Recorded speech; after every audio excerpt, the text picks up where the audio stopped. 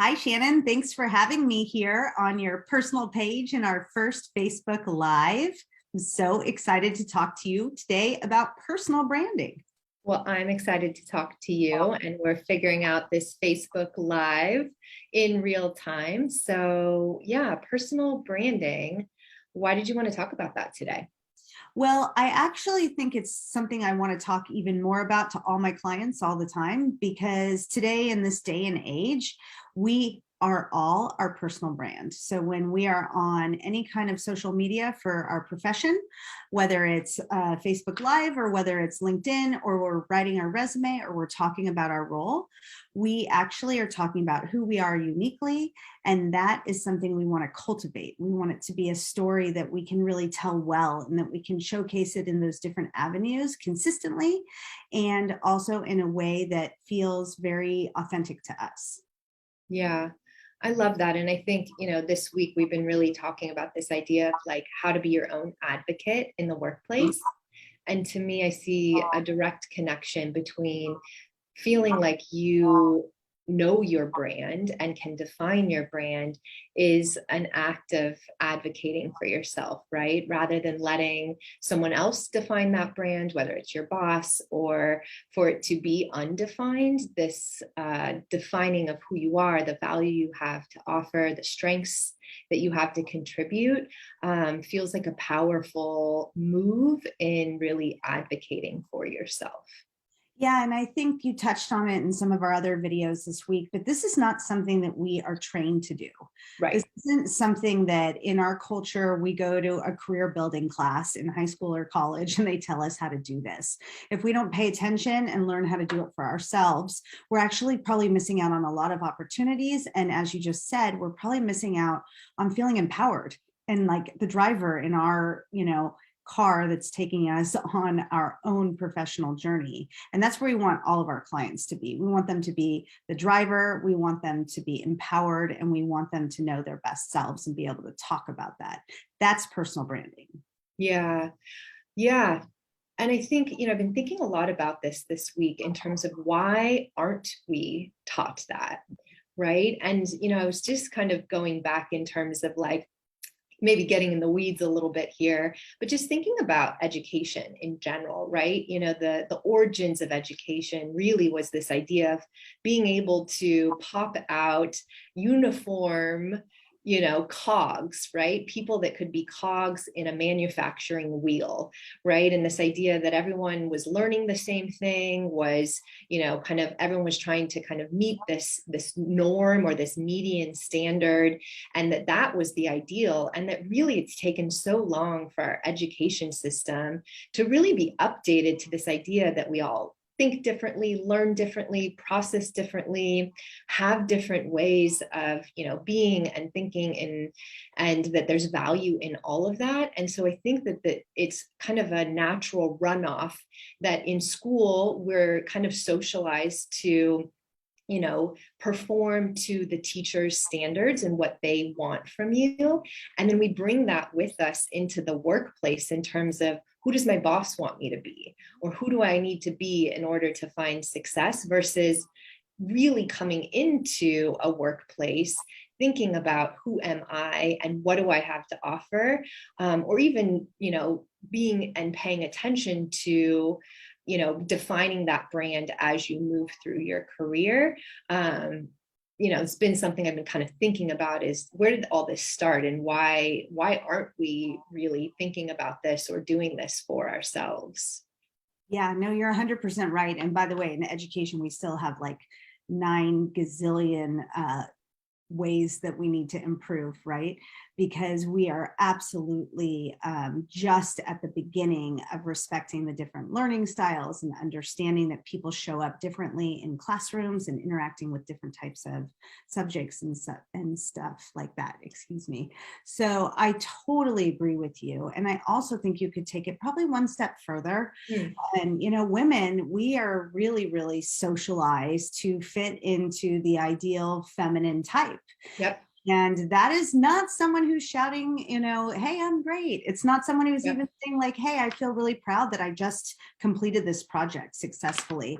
A lot of our clients, in fact, I had one client who was very successful in finance, which obviously is a male dominated field.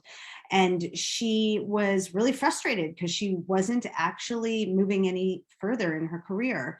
And her husband had said to her years ago, you just sit there and put your head down and do your work and think your work will speak for you. You Mm. have to actually be telling your bosses, your managers, what you're doing and why you're special.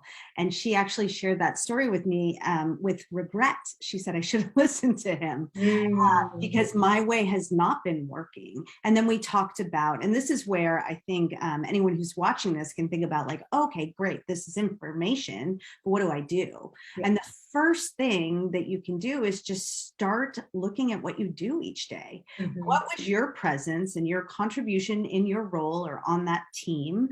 Today, this week, this month, what actually did you do while you were there? What did you accomplish? What unique values did you add to the team? And to start thinking about that really as a practice, right? Yeah. Because it takes time to develop that Mhm. ability too. Yeah, it's a muscle for sure. Yeah, and I think just normalizing this, because sometimes we can be talking about, are you advocating for yourself? Do you know your brand? And maybe the first thought is like, oh gosh, like I don't, and I feel bad, and I should have, and one more thing that I'm not doing.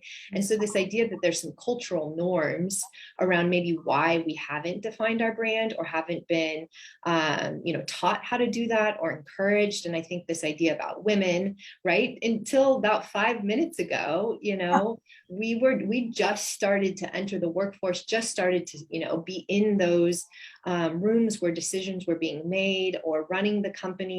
And so, really, until very recently, the one way to be successful looked, like a man, right? A white man. And so this idea that, to be different from that or to, not conform to what an idea of what success or value looks like would be really scary and actually maybe put people, in danger of losing their job. And so I think we're at a time where the workplace is evolving, right?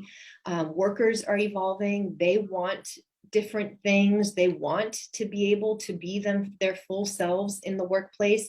And I think organizations, although slowly, are, catching up to that. And so I guess I just want to, reiterate that this isn't something that most of us are doing, and that this is, something that, you can start thinking about now and, really be, like Micah said, beginning to build a muscle around what is my value. And like she said, a good starting point is like, how can I just start paying attention every day to those things that I do that I feel as though come with ease, energize me, I feel satisfied at the end of the day. Those are some really good starting points to beginning to, collect some information around your personal brand. What else? What are some other tips in Well, one beginning? that I kind of, I don't know, this always has interested me. When you and I started really, I think, thinking about having a resume expert on our staff, and we started asking people in our lives, clients who are hiring managers, friends who are recruiters, what do you look for in a resume, right? And the one thing that across the board, they all said, didn't matter what industry. Do you remember what it was? No. It was showcase what you've done. Mm. Everybody makes this mistake, or many people at the beginning of their careers, when you're writing your first, resume or second resume, and it becomes a laundry list of tasks that were done in that role. And, and then we go in there and we're like, oh, I need 3 bullets. So we edit it down, and then it dilutes what we really did and contributed there really badly. And so one of the ways that I think one of your friends who was a recruiter or an HR shared with us is think of it as showcasing. One of those bullets should not be a laundry list, but rather an outcome.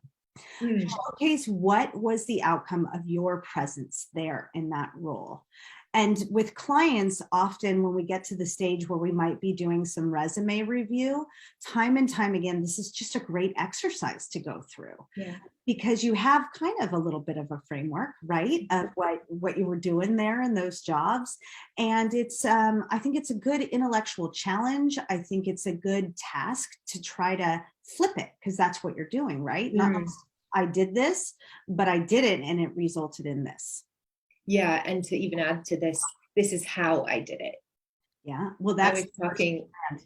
yes, exactly. I think that's the distinction, right? I was talking to a client the other day who was, talking about the laundry list. Like, I'm really organized. And it's like, listen, everyone, can say they're organized, but how does that distinguish you or differentiate you from the next 20,000 people who describe themselves as organized? How do you organize? How do you think about systems or processes, right? Or keep things running smoothly, right? So I think that how piece and then the outcome is a really good formula to be thinking about a brand and your unique way of adding value that distinguishes you. One thing that just came to mind is also this idea of like compliments or feedback that feel as though someone has seen you.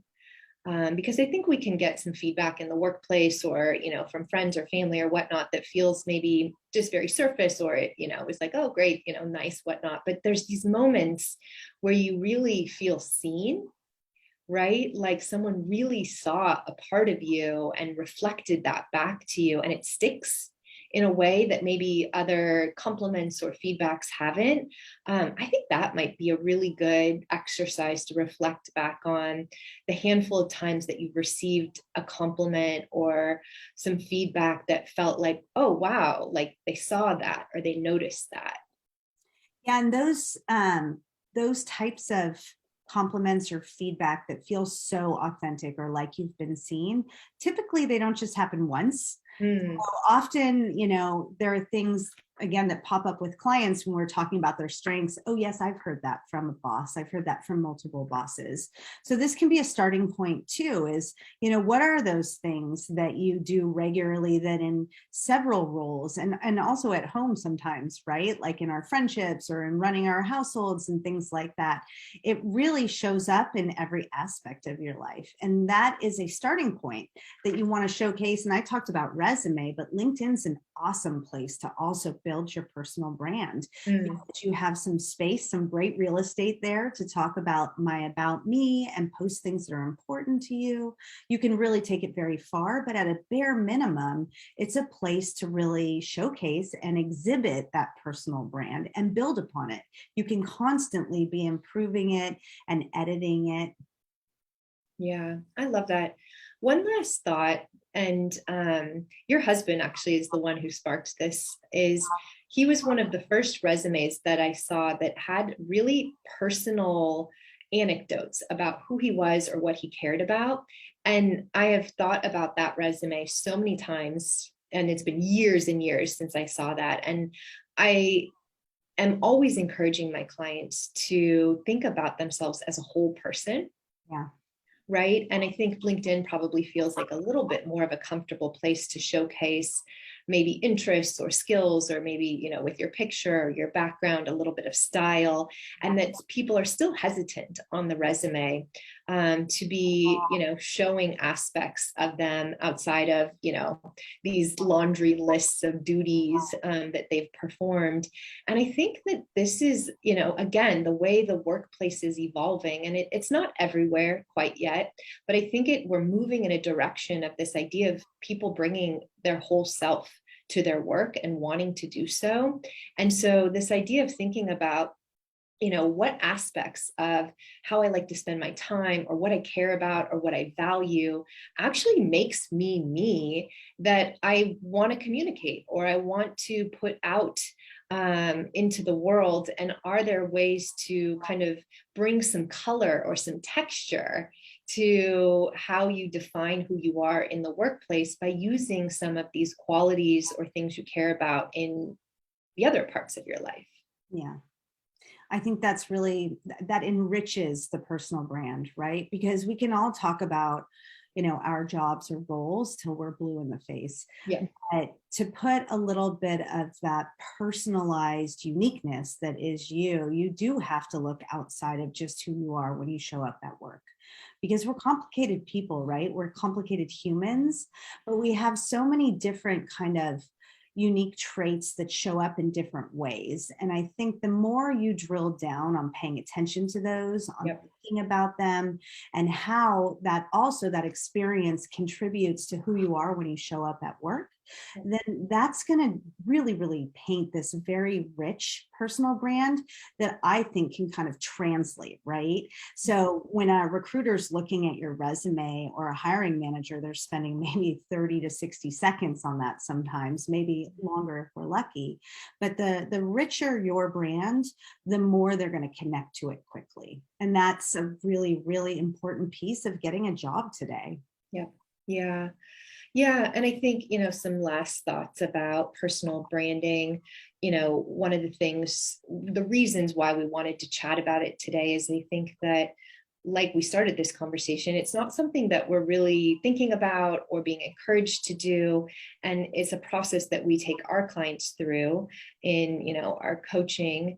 And what we see and the power of taking the time to understand your value and define that into a personal brand is that it breeds confidence, right? It gives you that sense of self that comes with you, so that in a networking conversation or in an interview or even starting a new job, if you have defined for yourself, this is who I am, this is what I have to contribute, this is where I know I can be impactful or effective, that allows you to be more confident when you're telling your stories or you're sharing who you are, or you're actually starting to, engage with your teammates or your new boss.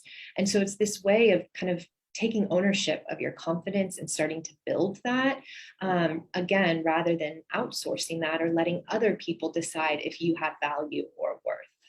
Mhm. That's 100% correct. All right. Well, we just wanted to hop on real quick, do a little live on personal branding. We hope that you found it valuable, and come back. We are going to try to do these at least once a week. So we hope to see you here, and yeah, take care. Yeah, and we hope in the future to be, answering your questions. So thanks for joining us, and we will see you soon. Okay. Take care.